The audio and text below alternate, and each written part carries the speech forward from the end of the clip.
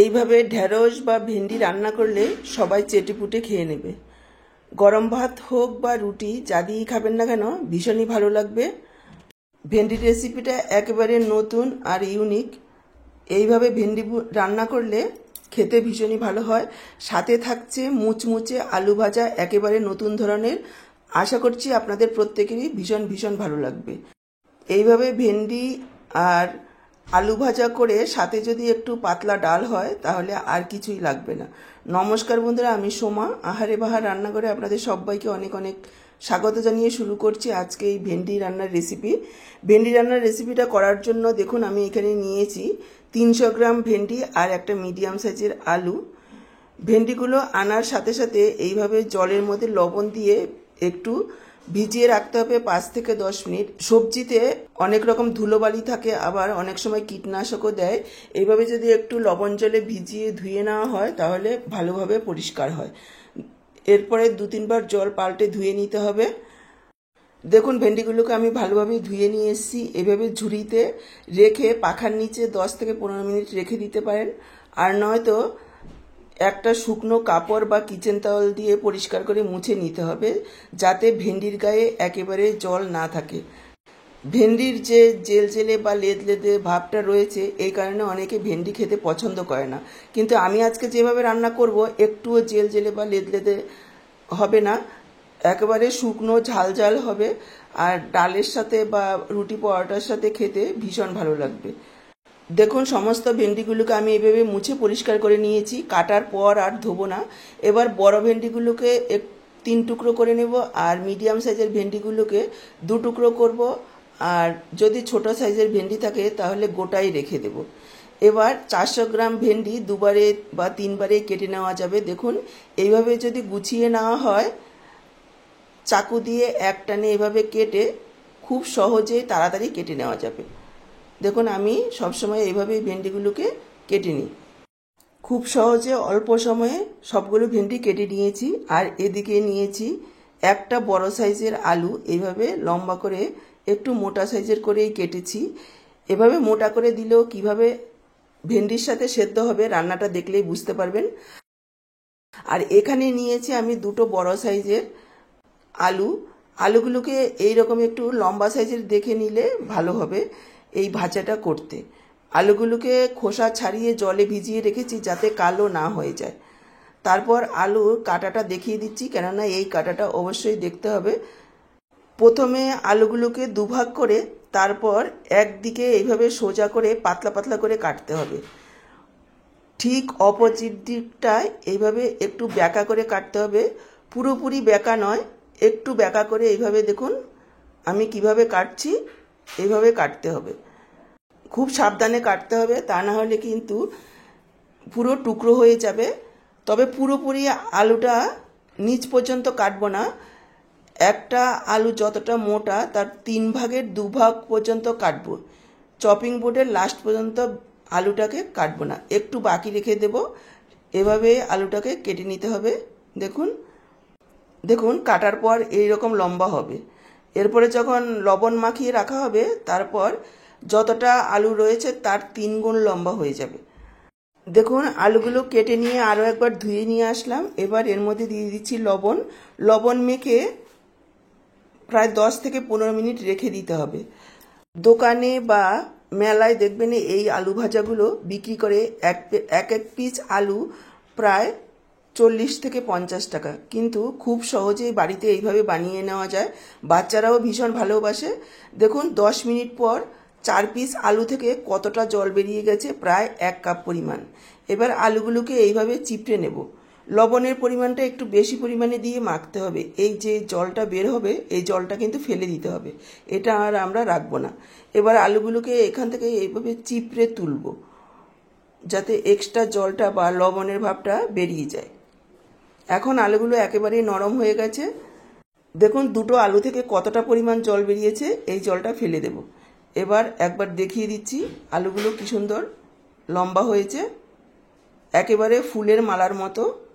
আমি আলু দিয়ে করছি, এটা চাইলে আপনারা মূলো, শোলা কচু দিয়েও করতে পারেন। এবার একটা ব্যাটার তৈরি করে নেব। তার জন্য দেখুন নিয়ে নিচ্ছি 1/2 কাপ পরিমাণ ময়দা, হাফ কাপ নিচ্ছি চালের গুঁড়ো। চালের গুঁড়োটা দিলে কি হবে, মুচমুচে হবে, তেলও কম টানবে ভাজার সময়। ময়দার পরিবর্তে আপনারা বেসনও দিতে পারেন। দিয়ে দিলাম পরিমাণ মতো লবণ, একটু হলুদ গুঁড়ো, দিয়ে দিচ্ছি একটু লাল লঙ্কার গুঁড়ো, আর দিয়ে দিচ্ছি একটু ভাজা জিরের গুঁড়ো, দিয়ে দিচ্ছি 1 চা চামচ পোস্ত আর 1 চা চামচ সাদা তিল। খাওয়ার সময় যখন মুখে পড়বে খেতে ভীষণই ভালো লাগবে। আর দিয়ে দিচ্ছি 1 চা চামচ পরিমাণ সর্ষের তেল। সব কিছু একসঙ্গে একবার মিশিয়ে নেব। তারপর অল্প অল্প জল দিয়ে একটা ব্যাটার তৈরি করে নেব। খুব বেশি পাতলা ব্যাটার হবে না, আবার খুব বেশি ঘনও হবে না। ব্যাটারটাকে জল দিয়ে 1 মিনিট মতন একটু এইভাবে ফেটিয়ে নেব, তাহলে ভালো মুচমুচে হবে। দেখুন ব্যাটারটা কতটা মোটা করবেন একবার দেখিয়ে দিচ্ছি। এইভাবে একটা চামচের পিঠে তুলে এভাবে টান দিলে আর রেখাটা বন্ধ হবে না, এইরকমই মোটা করতে হবে। এবার আলুগুলোকে এর মধ্যে দিয়ে দেব, আর যে কাটার দিকটা রয়েছে ভেতর পর্যন্ত একটু ব্যাটারটাকে ডুবিয়ে দেওয়ার বা ভেতরে ঢুকিয়ে দেওয়ার চেষ্টা করব। দেখুন এইভাবে মাখিয়ে নিতে হবে। এভাবে সবগুলো রেডি করে নেব। এদিকে দেখুন কিছুটা সাদা তেল গরম করে নিয়েছি। প্রথমে হাই ফ্লেমে তেলটাকে ভালোভাবে গরম করে নিতে হবে, তারপর মিডিয়াম ফ্লেমে রেখে ভাজতে হবে। আলু ভাজাটাকে যখন দেব এভাবে 2 হাতে ধরে তারপর দেব, তা না হলে আলু ভাজাটা একেবারে লম্বা হবে না। 2 হাতে টেনে ধরে তারপর দিতে হবে। এই টেকনিকটা অবশ্যই ফলো করতে হবে, তা না হলে আলু ভাজাটা একটার সঙ্গে একটা লেগে যাবে, একেবারে ছোট হবে। আর এইভাবে 2 হাতে ধরে দিলে একেবারে লম্বা খাস্তা মুচমুচে হবে। দেওয়ার সময় একটু সাবধানে দেবেন যাতে তেল গায়ে না আসে। দেওয়ার সাথে সাথেই নাড়াচাড়া করব না, 2 মিনিট একটু অপেক্ষা করব, তারপর এইভাবে উল্টে দেব। উল্টে পাল্টে লালচে করে ভেজে নেব। ডালের সাথে এই আলু ভাজাটা খেতে ভীষণই ভালো লাগে, বাচ্চারাও ভীষণ ভালোবেসে খাবে। দর্শক বন্ধুরা, এখানে একটা কথা মনে করিয়ে দিতে চাই, আমার আজকের রান্নাটা দেখে কেমন লাগলো কমেন্ট বক্সে জানাতে ভুলবেন না, কেননা আপনাদের একটা কমেন্টের মাধ্যমেই জানতে পারি যে আমার রান্না আপনাদের কেমন লাগে। ভালো লাগলে অবশ্যই একটা লাইক করে ভিডিওটাকে শেয়ার করে দেবেন বন্ধুবান্ধবদের সাথে। আর আপনি নতুন হলে চ্যানেলটাকে সাবস্ক্রাইব করে সাথেই থাকবেন। বেল বাটনটা অল করে দিলে আমার দেওয়া যে কোনো রেসিপির আপডেট সবার আগে আপনাদের কাছে পৌঁছে যাবে। দেখুন উল্টে পাল্টে একেবারে লালচে করে মুচমুচে করে ভেজে নিয়েছি। মিডিয়াম ফ্লেমে রেখে ভাজবেন, তাহলে খুব সুন্দরভাবে ভাজা হবে। এবার আমি তুলে নিচ্ছি। দেখেই বুঝতে পারছেন যে কতটা সুন্দর হয়েছে দেখতে, খেতেও অসাধারণ হয়। একবার একটা ভেঙে দেখিয়ে দিচ্ছি, প্রচণ্ড গরম, একেবারে মুচমুচে হয়েছে। এবার দেখুন গ্যাস অন করে অন্য একটা কড়াই বসিয়ে দিয়েছি। আমি একটা লোহার কড়াই নিয়েছি। ভেন্ডির এই রেসিপিটা করার জন্য আয়রনের কড়াই বা একটু মোটা কড়াই হলে বেশি ভালো হবে। এবার দিয়ে দিলাম 2 টেবিল চামচ পরিমাণ সর্ষের তেল। এটা কিন্তু সর্ষের তেলেই ভালো লাগবে খেতে। তেল ভালোভাবে গরম করে নিতে হবে। তারপর দিয়ে দিলাম কেটে রাখা ভেন্ডি। ভেন্ডিগুলোকে গ্যাসের ফ্লেমটাকে হাইতে রেখে প্রায় 2-3 মিনিট সময় নিয়ে ভেজে নেব। এখানে কোনো রকম ঢাকাও দেব না, লবণও দেব না, তাহলে জল ছেড়ে দেবে, তাহলে ভেন্ডিগুলো জেল জেলে বা লেদলেদে হয়ে যাবে। ভেন্ডিগুলো ভাজা হতে থাকুক। এইদিকে দেখুন আমি একটা আমুল দিস্তা নিয়ে নিচ্ছি। 1 চা চামচ গোটা ধনে, 1 চা চামচ গোটা জিরে, হাফ চা চামচ গোটা মৌরি। এবার একটু থেতো করে নেব, মোটামুটি আধ ভাঙ্গা করে নেব, একেবারে গুঁড়ো করব না। আপনারা চাইলে মিক্সচারেও একবার একটু ঘুরিয়ে নিতে পারেন। দেখুন এইরকম আধা ভাঙ্গা করে নিয়েছি। আর এদিকে ভেন্ডিটাও প্রায় 2-3 মিনিট সময় নিয়ে ভেজে নিয়েছি। ভেন্ডিগুলো ভাজা হয়ে গেছে। ভেন্ডিগুলো তুলে রাখছি। ভেন্ডিগুলো তুলে নিয়ে আরও 2 চামচ তেল দিয়ে দিলাম। ফোড়নে দিয়ে দিচ্ছি 1 চা চামচ সর্ষে। এখানে আমি ছোটো দানার সর্ষেটা দিয়েছি, যেটাকে রাই সর্ষে বলে। আর দিয়ে দিলাম যে থেতো করে রেখেছি ধনে, জিরে, মৌরি। লো ফ্লেমে কয়েক সেকেন্ড ভেজে নেব, তবে ভেজে একেবারে কালো করব না, যাতে কালারটা একটু চেঞ্জ হয় সেই পর্যন্ত ভেজে নিয়েছি। এবার যোগ করে দিলাম 1/4 চামচ হিং, সাথেই দিয়ে দিলাম কেটে রাখা আলু। আলুগুলোকে ভেজে নেব, নাড়াচাড়া করে নিয়ে ঢেকে দিচ্ছি। ঢেকে প্রায় 3-4 মিনিট আলুগুলোকে ভেজে নিতে হবে। এখানে আলুগুলো একটু মোটা করে দিলেই বেশি ভালো লাগবে খেতে। একটু লবণ দিয়ে দিলাম, তাহলে আলুগুলো ভাজাও হবে, সেদ্ধও হয়ে যাবে। ঢাকা দিয়ে দিয়েছি। প্রায় 3 মিনিটের জন্য। দেখুন প্রায় 3 মিনিট ঢাকা দিয়ে ভাজা ভাজা করে নিয়েছি। আলুগুলো খুব সুন্দরভাবে ভাজা ভাজা হয়েছে। গ্যাসের ফ্লেমটাকে মিডিয়াম লোতে রেখে ভাজতে হবে, তাহলে আলুগুলো ভাজাও হবে, সেদ্ধও হবে।